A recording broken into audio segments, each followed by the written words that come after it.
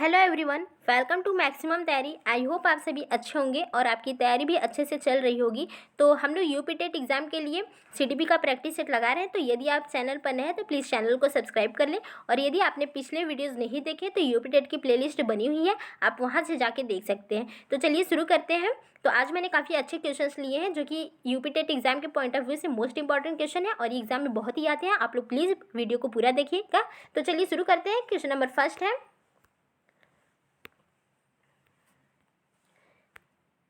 Question number first है, अनुभवजन्य अधिगम सिद्धांत के प्रवर्तक हैं। ए है स्मिथ, बी है ब्लूम, सी है C.H. जूड, डी है कार्ल रोजर्स।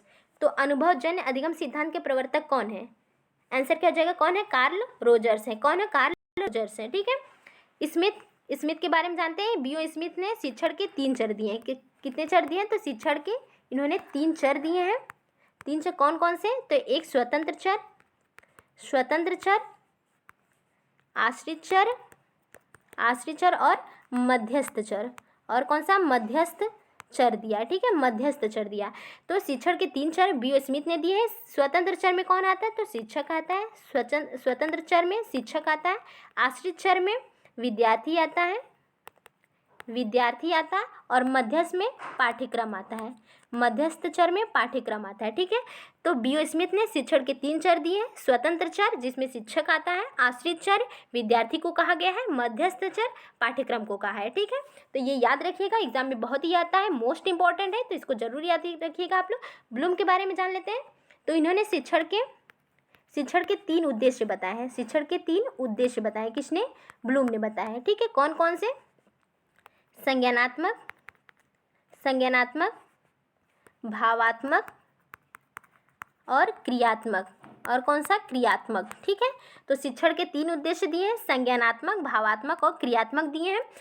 ब्लूम और इनके सहयोगियों ने मिलकर इनका जो है वर्गीकरण भी किया है। संज्ञानात्मक, भावात्मक और क्रियात्मक का वर्गीकरण भी किया है। ठीक है। संज्ञानात्मक पक्ष को ब्लूम ने दिया था। इनका वर्गीकरण किया था ब्लूम ने संज्ञानात्मक पक्ष का वर्गीकरण किया है। संज्ञानात्मक, ठीक है। कब किया था? तो 1956 में किया था। और ब्लूम, क्रॉथवेल और मसियाने ने क्या किया था? तो इन्होंने भावात्मक पक्ष का वर्गीकरण किया है। भावात्मक पक्ष का वर्गीकरण किया कब? 1965 में किया। ठीक है। तो ब्लूम ने संज्ञानात्मक पक्ष की किया है वर्गीकरण 1956 में, और ब्लूम, क्रॉथवेल और मसियाने ने भावात्मक पक्ष का 1965 में, और क्रियात्मक पक्ष का किसने किया है? तो सिम्पसन ने किया है। किसने किया है? सिम्पसन ने क्रियात्मक पक्ष का किया है। सिम्पसन ने कब? तो 1969 में। एक 1956 हो गया, 1965 हो गया और 1969 हो गया। ठीक है। ब्लूम ने 1956 में संज्ञानात्मक पक्ष का वर्गीकरण, 1965 में ब्लूम, क्रॉथवेल और मसियाने ने किया था भावात्मक पक्ष का, और 1969 में क्रियात्मक पक्ष का सिम्पसन ने किया है। ठीक है। इनका वर्गीकरण भी किया है। तो मैं एक बता दे रही हूँ, पिछले वीडियोज़ में मैंने बताया है। संज्ञानात्मक पक्ष का मोस्ट इंपॉर्टेंट है, तो इसको जरूर याद रखिएगा। इसमें बता दे रहे हैं। क्रियात्मक का भी मैंने बताया है, तो इसको देख लेते हैं। इसमें ब्लूम ने किया है। संज्ञानात्मक में कितने पक्ष आते हैं? तो 6 चरण आते हैं। कौन कौन से? तो ज्ञान, बोध, अनुप्रयोग, विश्लेषण, संश्लेषण और मूल्यांकन। और कौन सा आता है? मूल्यांकन। तो ये 6 चरण आते हैं ब्लूम की टेक्सोनॉमी में। संज्ञानात्मक पक्ष में ज्ञान, बोध, अनुप्रयोग, विश्लेषण, संश्लेषण और मूल्यांकन। तो याद रखिएगा, बहुत ही पूछता है और क्रम भी पूछता है इसका। ठीक है। तो इसको जरूर याद रखिएगा आप लोग। C.H. जूड इसका संबंध किससे है? तो C.H. जूड जो है ये अधिगम के स्थानांतरण के सामान्यीकरण का सिद्धांत दिया। ठीक है। अधिगम के स्थानांतरण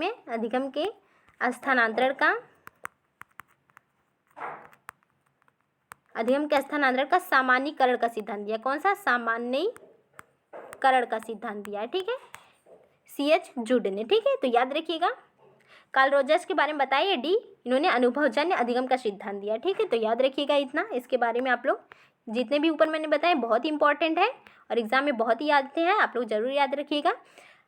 दूसरा है क्वेश्चन, अभिक्रमायोजित शिक्षण प्रतिमान किसने दिया है? ए है स्किनर, बी है जीन पियाजे, सी है रॉबर्ट ग्लेसर ने, डी है गॉर्डन ने। तो अभिक्रमायोजित शिक्षण प्रतिमान किसने दिया है? आंसर क्या हो जाएगा? किसने दिया है? स्किनर ने। किसने दिया है? स्किनर ने दिया है। अभिक्रमायोजित शिक्षण प्रतिमान स्किनर ने दिया है। जीन पियाजे ने कौन सा प्रतिमान दिया है? तो इन्होंने विकासात्मक शिक्षण प्रतिमान दिया है। विकासात्मक शिक्षण प्रतिमान दिया है किसने? तो ये जीन पियाजे ने दिया है। रॉबर्ट ग्लेसर ने कौन सा दिया है? तो बुनियादी शिक्षण प्रतिमान दिया है। बुनियादी शिक्षण प्रतिमान किसने दिया है? तो ये दिया है रॉबर्ट ग्लेसर ने दिया है। गॉर्डन ने कौन सा दिया है? तो सृजनात्मक शिक्षण प्रतिमान दिया है। सृजनात्मक शिक्षण प्रतिमान दिया है। किसने दिया है? तो ये दिया है गॉर्डन ने दिया है। ठीक है, तो याद रखिएगा ये सभी, आप लोग, मैंने सभी का नाम बता दिया। अभिक्रमायोजित शिक्षण प्रतिमान स्किनर ने, जीन पियाजे ने विकासात्मक शिक्षण प्रतिमान, रॉबर्ट ग्लेसर ने बुनियादी शिक्षण प्रतिमान और सृजनात्मक शिक्षण प्रतिमान गॉर्डन ने दिया है। ठीक है, तो इसको याद रखिएगा। आगे देखते हैं, क्वेश्चन नंबर 3 है, स्मृति के 4 तत्व किसने बताए हैं? ए है वुडवर्थ ने, बी है हर्बर्ट स्पेंसर ने, सी है मॉरिसन ने, डी है मॉरिस पी हंट ने। स्मृति के 4 तत्व किसने बताए हैं? तो किसने बताया? आंसर क्या हो जाएगा? ए वुडवर्थ ने। किसने बताया? वुडवर्थ ने बताया। ठीक है, स्मृति के 4 तत्व वुडवर्थ ने बताया है। कौन कौन से?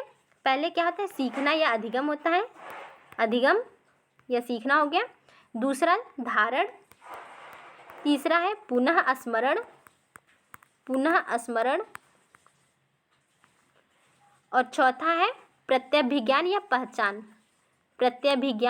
पहचान होता है। ठीक है, कोई भी चीज़, किसी भी चीज़ को हम पहले क्या कहते हैं? सीखते हैं। ठीक है, सीखना, पहले उसको सीखते हैं, फिर क्या उसको मस्तिष्क में उसको धारण करते हैं, वो एक इमेज बनाते हैं उसकी। ठीक है, फिर क्या है? पुनः स्मरण, फिर से उसको क्या याद करना, रिकॉल करते हैं। ठीक है, फिर पहचानते हैं, फिर एक समय आता है कि मतलब उसको देखते ही क्या हम पहचान लेते हैं। ठीक है, तो ये होता है स्मृति के 4 तत्व। तो किसने बताया? वुडवर्थ ने बताया। सीखना, धारण, पुनः स्मरण और पहचान होता है। ठीक है, स्पेंसर और मॉरिसन पी हंट का संबंध किससे है? तो अधिगम के 3 स्तर हैं। अधिगम के 3 स्तर हैं। कौन कौन से? अधिगम के 3 स्तर कौन कौन से हैं? तो ये है स्मृति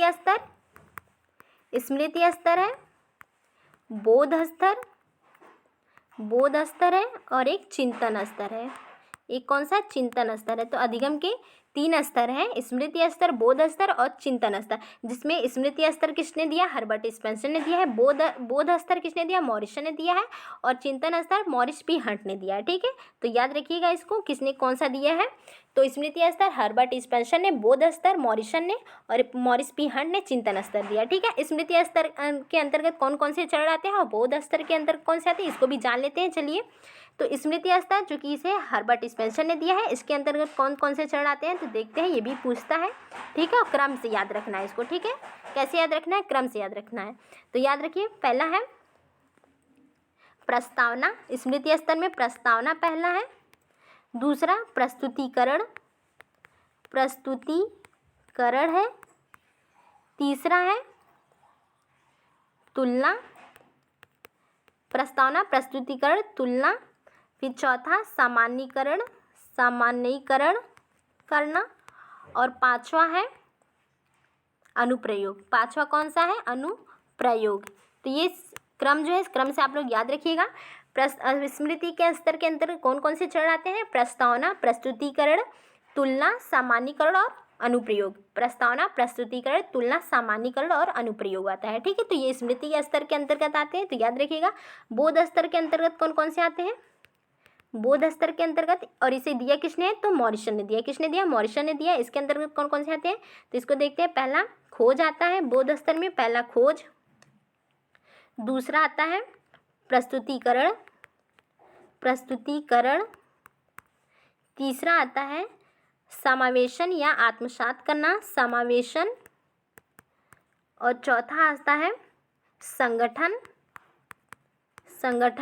और 5वां आता है अभिव्यक्तिकरण। ठीक है, तो ये बोध स्तर के अंतर्गत आते हैं। खोज, प्रस्तुतिकरण, समावेशन, संगठन और अभिव्यक्तिकरण। ठीक है, पहले किसी भी चीज़ को खोजा जाता है, उसकी खोज की जाती है, फिर प्रस्तुत किया जाता है, प्रस्तुतिकरण, फिर समावेश, उसको आत्मसात कर लिया जाता है। ठीक है, फिर संगठन किया जाता है, फिर क्या? अभिव्यक्तिकरण किया जाता है, अभिव्यक्त किया जाता है दूसरों के सामने। ठीक है, ये बोध स्तर है। ठीक है, और एक चिंतन स्तर है जिसे मॉरिसन पी हंट ने दिया है, मॉरिस पी हंट ने दिया है। कौन सा है? तो चिंतन स्तर। चौथा तीसरा कौन सा है? चिंतन स्तर। ठीक है, चिंतन स्तर में कौन सा आता है कि किसी भी समस्या की पहले क्या पूरी जानकारी ली जाती है। ठीक है, समस्या चिंतन स्तर में समस्या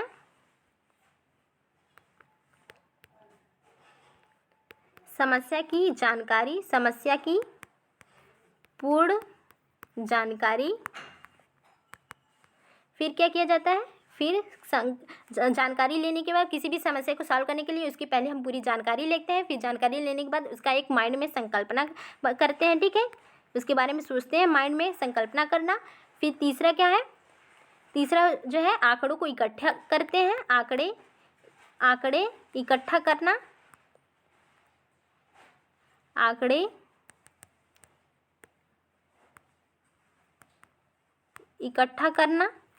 ठीक है, चौथा है फिर आंकड़ों का परीक्षण करना। ठीक है, संकल्पना का परीक्षण एवं निष्कर्ष निकालना ये होता है। ठीक है, या संकल्पना का परीक्षण करना या फिर निष्कर्ष निकालना होता है। तो ये चिंतन स्तर के अंतर्गत समस्याओं का पहले पूरी जानकारी, पहला स्तर कौन सा है? इसके अंतर्गत पहला चरण आता है, समस्याओं की पूरी जानकारी ली जाती है, फिर संकल्पना निर्माण किया जाता है, फिर आंकड़े इकट्ठा करना, फिर संकल्पना का परीक्षण करना। ठीक है, जांच की जाती है। तो ये था चिंतन स्तर में। ठीक है, तो इतना याद रखिएगा, ये सभी इंपॉर्टेंट है जो भी मैंने बताया। आगे देखते हैं। तो इसमें आंसर मैंने क्या बताया? आंसर है वुडवर्थ, स्मृति के छात्र तो वुडवर्थ ने बताया। ठीक है, आगे देखते हैं। क्वेश्चन नंबर 4 है, संवेग के किस सिद्धांत को हाइपोथैलेमस सिद्धांत कहते हैं? ए है कैनन बार्ड सिद्धांत, बी है शेक्टर सिंगर सिद्धांत, सी है जेम्स लैंग सिद्धांत, डी है इनमें से कोई नहीं। तो संवेग के किस सिद्धांत को हाइपोथैलेमस सिद्धांत कहते हैं? आंसर क्या हो जाएगा यहाँ पे?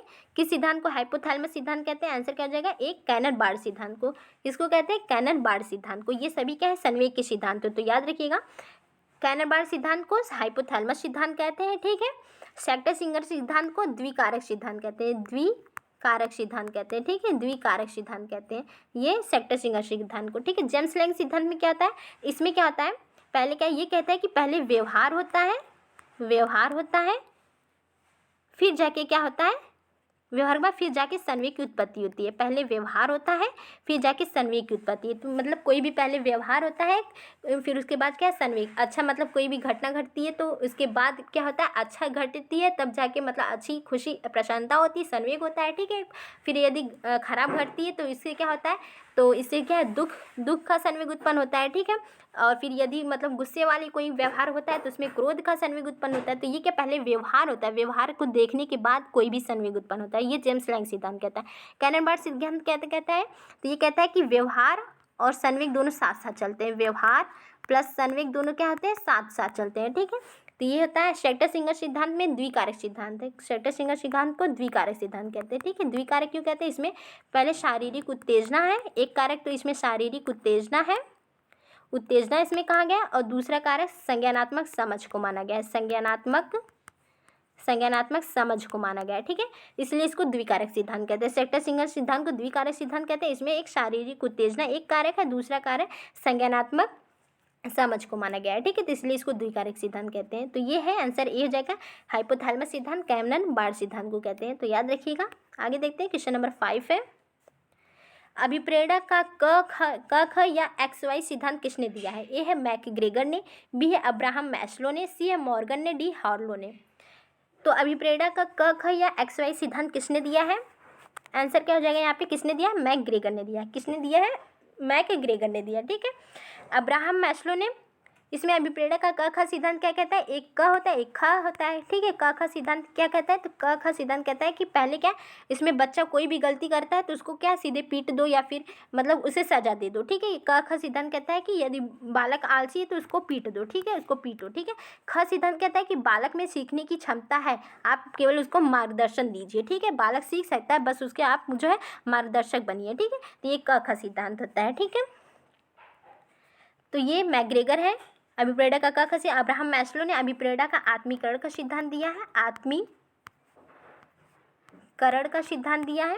ठीक है, आत्मीकरण का सिद्धांत, और इसे आवश्यकता पदानुक्रम का सिद्धांत भी कहते हैं। आवश्यकता आवश्यकता पदानुक्रम का सिद्धांत भी कहते हैं, जिसमें मैंने बताया था कि इन्होंने 5 आवश्यकताएं बताई हैं। ठीक है, अब्राहम मैस्लो ने आवश्यकता की 5 आवश्यकताएं बताई हैं अपने आत्मीकरण के सिद्धांत में। ठीक है, जिसमें मैंने बताया था कौन कौन से जैविक की आवश्यकता होती है, एक सुरक्षा की आवश्यकता होती है, एक स्नेह की आवश्यकता होती है, आत्मसम्मान की आवश्यकता होती है, और एक लास्ट वाला जो होता है सबसे उच्च आवश्यकता आत्मसिद्धि की आवश्यकता माना किसने, अब्राहम मैस्लो ने। ठीक है, तो इसके बारे में मैंने बताया है आपको, अभी बता ही दिया। मॉर्गन ने क्या दिया है, तो अभिप्रेरणा का शारीरिक सिद्धांत दिया। अभिप्रेरणा का शारीरिक सिद्धांत किसने दिया है, तो ये मॉर्गन ने दिया है। ठीक है, हार्लो ने वास्तविक अभिप्रेरणा का सिद्धांत दिया है। ठीक है, वास्तविक अभिप्रेरणा का सिद्धांत किसने दिया है, अभिप्रेरणा का सिद्धांत, तो ये हार्लो ने दिया है। ठीक है, तो वास्तविक अभिप्रेरणा का सिद्धांत हार्लो ने दिया है। ठीक है, प्रत्याशा सिद्धांत किसने दिया है, अभिप्रेरणा का प्रत्याशा सिद्धांत, मैंने बताया है इसको कई बार आपको बताया, अभिप्रेरणा का प्रत्याशा सिद्धांत किसने दिया है, तो ये विक्टर ब्रूम ने दिया है। किसने दिया है, विक्टर ब्रूम ने दिया है। ठीक है, तो याद रखिएगा, ये काफ़ी पूछा जाता है, अभिप्रेरणा का प्रत्याशा सिद्धांत विक्टर ब्रूम ने दिया है। तो आंसर यहाँ पे ए है, मैग्रेगर। आगे देखते हैं, क्वेश्चन नंबर 6 है, स्किनर के भाषा विकास की पहली अवस्था कौन सी है, ए है अनुकरण, बी है साक्षर, सी है सबलीकरण, डी है इनमें से कोई नहीं। तो स्किनर के भाषा विकास की पहली अवस्था कौन सी है, ए है, आंसर क्या जगह ए, अनुकरण की अवस्था। कौन सी है, अनुकरण की अवस्था है। स्किनर के भाषा विकास की पहली अवस्था कौन सी है, अनुकरण की अवस्था है। ठीक है, दूसरी कौन सी है, दूसरी साहचर्य की अवस्था है, तीसरी सबलीकरण की अवस्था है। ठीक है, पहली अवस्था अनुकरण, दूसरी साक्षर, तीसरी सबलीकरण। पहले क्या था, बच्चा कैसे अनुकरण के माध्यम से सीखता है। ठीक है, घर में कोई भी कोई कार्य करता है तो उसको देखता है। फॉर एग्जांपल जैसे देखते हैं, पापा ने मम्मी से क्या डायरी मांगी। ठीक है, अब डायरी मम्मी ने ला के दिया। ठीक है, डायरी को मम्मी ने ला के दिया, ये डायरी है, इसको मम्मी ने ला के दिया, अब बच्चा इसको देख रहा है। ठीक है, तो इसने डायरी, ये शब्द और डायरी के मध्य क्या किया, साहचर्य स्थापित कर रहा है। ठीक है, अगले दिन पापा ने बच्चे से डायरी मांगी, वो तुरंत जाके डायरी लेकर आया, जान गया कि ये इसी को डायरी कहते हैं। ठीक है, तो ये डायरी शब्द और डायरी वस्तु के मध्य उसने साहचर्य स्थापित कर लिया। ये दूसरा चरण उनका, पहले तो उसने अनुकरण के माध्यम से देखा, मम्मी ने डायरी ये इसको ला के दिया पापा को, तो ये अनुकरण कहलाया। ठीक है, देखा उसने, पहले सीखा उसको, फिर क्या, जब वस्तु को मांगा गया तो वो डायरी शब्द और वस्तु के मध्य साहचर्य स्थापित कर लिया, दूसरा हो गया। और यही क्रिया वो बार बार आप मांगेंगे पापा, वो बार बार वो ला के देगा आपको डायरी, ये सबलीकरण हो गया। ठीक है, जारी रखना क्रिया को, ये सबलीकरण हो गया। तो यही हो गया, स्किनर के भाषा विकास की पहली अवस्था कौन सी, अनुकरण होती है, दूसरी साहचर्य, तीसरी सबलीकरण होती है। तो याद रखिएगा आप लोग इसको। आगे देखते हैं, क्वेश्चन नंबर 7 है, शिशु किस अवस्था में अपनी माँ को पहचानने लगता है, ए है प्रथम माह, बी है तृतीय माह में, सी है चतुर्थ माह में, डी है 5वें माह में। तो शिशु किस अवस्था में अपनी माँ को पहचानने लगता है, तो ये मैंने शैशवावस्था से लिया है आपको। तो किस अवस्था में पहचानने लगता है, आंसर क्या हो जाएगा, बी, तृतीय अवस्था में। किस में, तृतीय अवस्था में। ठीक है, शिशु किस अवस्था में माँ को पहचानता है, तृतीय अवस्था में। प्रथम माह में क्या करता है, तो वो बच्चा जो है प्रकाश और ध्वनि की तरफ आकर्षित होता है, प्रकाश और ध्वनि की तरफ प्रथम माह में आकर्षित होता है। ठीक है, आकर्षित होता है, प्रथम माह में ध्वनि और प्रकाश की तरफ आकर्षित होता है। ठीक है, वो देखता है, मतलब सभी आवाज़ों के मध्य क्या, कौन सी जो है मानव की आवाज़ है, कौन सी दूसरी आवाज़ है, उसमें भिन्नता करता है। ठीक है, तो और तृतीय माह में माँ को पहचानने लगता है। चतुर्थ माह में क्या करता है, वो परिचितों को देख के हंसने लगता है, मुस्कुराता है, परिचितों को देखकर मुस्कुराता है। ठीक है, चौथे माह में मुस्कुराता है। ठीक है, मुस्कुराता है, परिचितों को देखकर मुस्कुराता है। ठीक है, और 5वें माह में क्या करता है बालक, 5वें माह में क्या करता है, तो 5वें महीने में वह क्रोध और प्रेम के मध्य अंतर करता है, समझता है। ठीक है, क्रोध और प्रेम के मध्य अंतर करता है। ठीक है, अंतर समझने लगता है। ठीक है, तो ये 5वें माह में करता है। तो ये पहली किस अवस्था में माँ को पहचानता है, तृतीय माह में। ठीक है, तृतीय महीने में पहचानने लगता है। आगे देखते हैं, जन्म के समय शिशु का भार होता है, तो यहाँ पे ऑप्शन दूसरा दिया है, यहाँ पे रहेगा जन्म के समय शिशु के मस्तिष्क का भार कितना होता है, किसका, मस्तिष्क के। ठीक है, मस्तिष्क का भार कितना होता है शिशु का, जन्म के समय शिशु के मस्तिष्क का भार कितना होता है, ए है 300 से 360 ग्राम, बी है 1400 ग्राम, सी है 1000 ग्राम, डी है 500 ग्राम। तो कितना होता है, जन्म के समय शिशु के मस्तिष्क का भार कितना होता है, आंसर क्या हो जाएगा, कितना, 300 से 350 ग्राम या 360 है, नियर अबाउट 300 से 350 ग्राम होता है। कितना? 300 से 360 ग्राम होता है। ये जन्म के समय शिशु के मस्तिष्क का भार। जब वयस्क हो जाता है तब कितना होता है? वयस्क अवस्था में 1400 ग्राम होता है। वयस्क अवस्था में 1400 ग्राम होता है। ठीक है। जन्म के समय शिशु का भार कितना होता है? तो जन्म के समय 3 से 3.5 kg का होता है। कितना होता है? 3 से 3.5 kg या 7 पाउंड का होता है। कितने? 7 पाउंड का होता है। ठीक है। जन्म के समय शिशु का भार, ठीक है, 3 से 3.5 kg का होता है या 7 पाउंड का कह लें। ठीक है। मस्तिष्क का भार 3 से 360 ग्राम का होता है। ठीक है। और वयस्क अवस्था में 1400 ग्राम होता है। ठीक है। 5 से 6 वर्ष की अवस्था में शिशु का 80% जो है मस्तिष्क का विकास हो जाता है। 5 से 6 वर्ष की अवस्था में शिशु के संपूर्ण मस्तिष्क का जो है 80% जो है विकसित हो जाता है। किस अवस्था में? 5 से 6 वर्ष की अवस्था में। तो इसको भी याद रखिएगा, पूछा जाता है एग्जाम में ये कि 5 से 6 वर्ष की अवस्था में बालक का कितने प्रतिशत जो है संपूर्ण मस्तिष्क का कितने प्रतिशत विकसित हो जाता है? मस्तिष्क जो है 80%, ठीक है, विकास हो जाता है। आगे देखते हैं। क्वेश्चन नंबर 9 है, 5 वर्ष की अवस्था शरीर तथा मस्तिष्क के लिए बड़ी ग्रहणशील रहती है। ए है हरलॉक ने कहा है, बी है क्रोएम क्रो ने कहा है, सी है टर्मन ने कहा है, डी फ्रायर ने कहा है। तो 5 वर्ष की अवस्था शरीर तथा मस्तिष्क के लिए बड़ी ग्रहणशील है, ये किसने कहा है? बी हो जाएगा, क्रोएम क्रो ने कहा है। किसने कहा है? क्रोएम क्रो ने कहा है। हरलॉक किससे संबंधी? इन्होंने शैशवावस्था के जन्म से कितने 2 सप्ताह तक माना है। जन्म से 2 सप्ताह तक माना है शैशवावस्था को। ठीक है। हरलॉक ने जन्म से 2 सप्ताह तक शैशवावस्था को माना है। ठीक है। और 2 से 6 सप्ताह तक पूर्व बाल्यावस्था को माना है। पूर्व बाल्यावस्था को 2 से 6 वर्ष तक माना है। ठीक है। 2 से 6 वर्ष तक है ये। ठीक है। ये 2 से 6 वर्ष तक किसको माना है? पूर्व बाल्यावस्था को माना है। ठीक है। बाल्यावस्था को माना है। 0 से 2 सप्ताह तक शैशवावस्था को माना है हरलॉक के अनुसार। ठीक है। आगे देखते हैं। क्वेश्चन नंबर 10 है, लास्ट क्वेश्चन है ये। शैशवावस्था की प्रमुख विशेषता है, ए है नैतिक भावना, बी है संवेगों का प्रबल प्रदर्शन, सी है काम प्रवृत्ति का प्रकाशन, डी है अनुकरण द्वारा सीखने की प्रवृत्ति। शैशवावस्था की प्रमुख विशेषता क्या है इसमें? तो क्या हो जाएगी? सबसे प्रमुख विशेषता इसमें कौन सी है? तो डी हो जाएगी, अनुकरण द्वारा सीखने की प्रवृत्ति। शैशवावस्था में बालक क्या करता है? अनुकरण के माध्यम से ही सीखता है। ठीक है। शैशवावस्था में अनुकरण के माध्यम से सीखता है। इसको आप लोग ध्यान में रखिएगा, ये बहुत ही इंपॉर्टेंट है। ठीक है।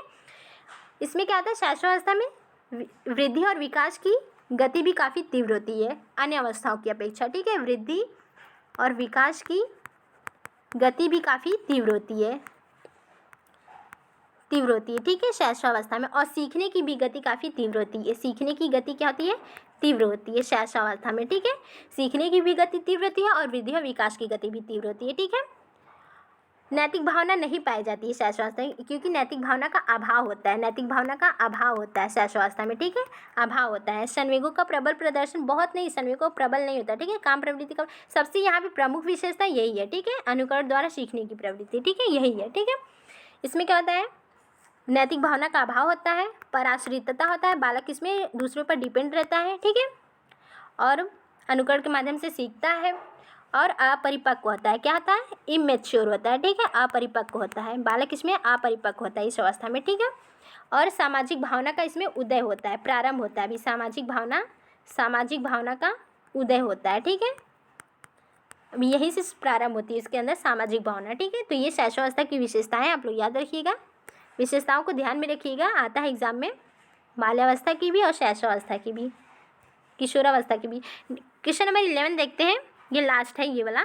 निम्न में से कौन सा कथन असत्य है? ए है शैशवावस्था में शिशु शरीर बुद्धि और भाव में अपरिपक्व होता है, बी है शैशवावस्था में सभी मूल प्रवृत्तियां विकसित हो जाती हैं, सी है शैशवावस्था में अनुकरण की प्रक्रिया द्वारा जल्दी जल्दी सीखने का प्रयास करता है, डी है शिशु में अनुकरण द्वारा सीखने की प्रवृत्ति विद्यमान रहती है।